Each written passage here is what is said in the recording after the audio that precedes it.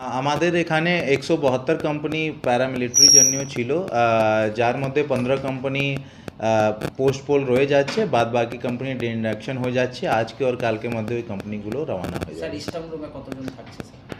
আমাদের এখানে দুটা স্ট্রং রুম আছে। দুটা স্ট্রং রুমে আমরা দুই কোম্পানি বিএসএফে পেয়েছি। প্রতিটা স্ট্রং রুমে এক এক কোম্পানি আছে, যার মধ্যে 3 সেকশন স্ট্রং রুম। বাকি কোম্পানিগুলো কোথায় থাকবে স্যার? বাকি কোম্পানিগুলো কোথায় থাকবে? বাকি কোম্পানি আমরা বিভিন্ন থানাগুলোতে, যে আমাদের সেন্সিটিভিটি বা ল অ্যান্ড অর্ডার হিসাবে ইম্পর্টেন্ট আছে, ওই থানাগুলোতে আমরা রাখবো। এখানে একটা বিষয় রয়েছে যে পোস্টপোলের পরেও আর কি যে হিংসা হয়, হামলা হতে পারে, তো অনেক মানুষ আতঙ্কে থাকতে পারে, যে ক্ষোভ বা রাগ আছে, তো তাহলে কি সেটা সাফিসিয়েন্ট যে যে কোম্পানি থাকবে বা যে অবশ্যই আমরা মানুষের সঙ্গে এখন কথা বলবো, লোকজনকে বুঝাবো কি যেরকম আপনারা ডিউরিং ইলেকশনে একদম পিসফুলি হয়েছে, উইদাউট ভায়োলেন্স। আপনারা সকলেই জানেন কি কোনো ভায়োলেন্স হয়নি। তো আশা করছি মালদা মানুষ খুবই, যে এরকম এত ভারী পরিমাণে এখানে 25 লাখ লগভগ লোক ভোট দিয়েছে উইদাউট কোনো বড় ভায়োলেন্সে, তাহলে আমার যে আছে মালদা মানুষের উপরে পুরো বিশ্বাস আছে কি ওনারা যে পোস্ট আফটার যে রেজাল্ট হবে সেম সহযোগিতা প্রশাসন সঙ্গে বজায় রাখবে, আর কোনো ঘটনা ওই রকম ভায়োলেন্স হবে না।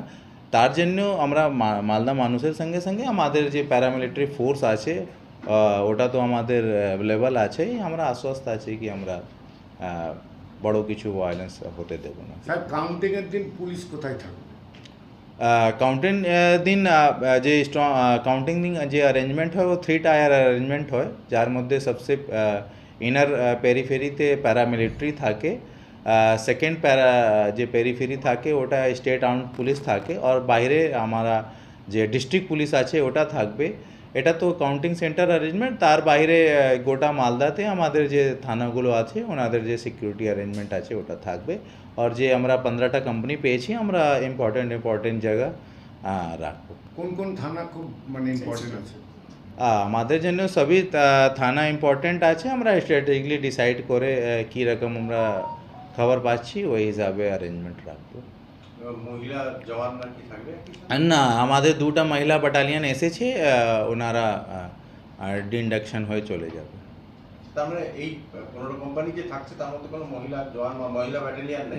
नहीं, महिला बटालियन স্যার রাজ্য পুলিশ क्योंकि এনারা আমাদের ফার্স্ট ফেজে বাইরে এসেছিলেন, আমাদের যে বেঙ্গলে অন্য ইউনিট থেকে আছে, তো ওখানেও তো ইলেকশন আছে, তো সেকেন্ড ফেজের জন্য ওনারা ডিইন্ডাকশন হয়ে যাচ্ছেন। তো বাইরে ইউনিট থেকে যত এসেছে ওনারাও চলে যাচ্ছেন, আর আমাদের যে মালদা ডিস্ট্রিক্টে কিছু রিজার্ভ অফিসার ছিল ওনারাও কিন্তু কাল পরশু দিন চলে যাবে। ইউপি কেরল পুলিশ এরাও চলে যাচ্ছে। হ্যাঁ, ইয়েস, ওনারাও সেকেন্ড ফেজ ইলেকশন করার জন্য চলে গেছে। ভরসা রেখেছেন, আপনারা একদম ভাগিদারি করেছেন, মোটামুটি 94% ভোট দিয়েছেন। তো মালদা মানুষের মধ্যে যে এই ভোটিং প্রসেস দেখে যে আমরা জেনেছি কি ওনারা পুরা লোকতন্ত্র উপরে পুরো ভরসা আছে, তাহলে এত ভালোভাবে ভোটিং করেছেন আর কোনো রকম গন্ডগোল করলেন না। তো এটা আমি ফার্স্ট রে তো মালদার লোকের উপরেই দেব কি আমরা মালদা মানুষের জন্যই এখানে ছিলাম। আমরা আর সিভিল প্রশাসন, ডিএম স্যার আর আমরা সব একই টিম সঙ্গেই ছিলাম। তো মালদা মানুষরা আমাদেরকে হেল্প করেছে, আমরা 24 ঘন্টা ওনাদের জন্যই ছিলাম।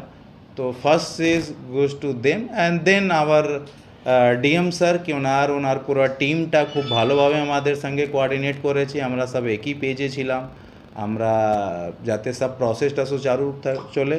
তারপরে আমি আমার টিমকে up to the home guard, constable, আমার যত টিম আছে সবাইকে ধন্যবাদ জানাবো কি ওনারা পুরো 24 ঘন্টা করে এখানে আমাদের সঙ্গে ছিলেন। তারপরে যত অবজারভাররা এসেছেন ওনারা আমাদেরকে খুব গাইড করেছেন সব। তো একটা টিম এফোর্ট ছিল, আর যেটা মতলব আপাতত সাকসেসফুল হয়েছে। স্যার, চাইলে মালদায় ইলেকশন যে পিসফুল হতে পারে এটা প্রমাণ।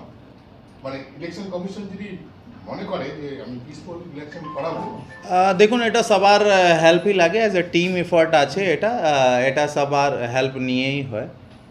স্যার, কনফিডেন্স বিল্ড আপ কি সেন্ট্রাল প্যারামিলিটারি ফোর্সের জন্য হয়েছে? মানুষ যে গিয়েছে কনফিডেন্স এত পেলো করতে?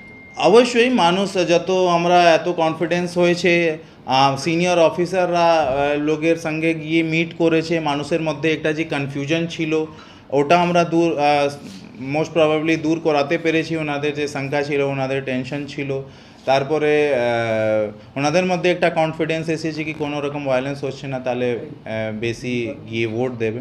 তো এটা একটা কনফিডেন্স কন্টিনিউয়াস এফার্ট ছিল, যার মধ্যে সিবিএমও একটা খুব ভাইটাল পার্ট ছিল।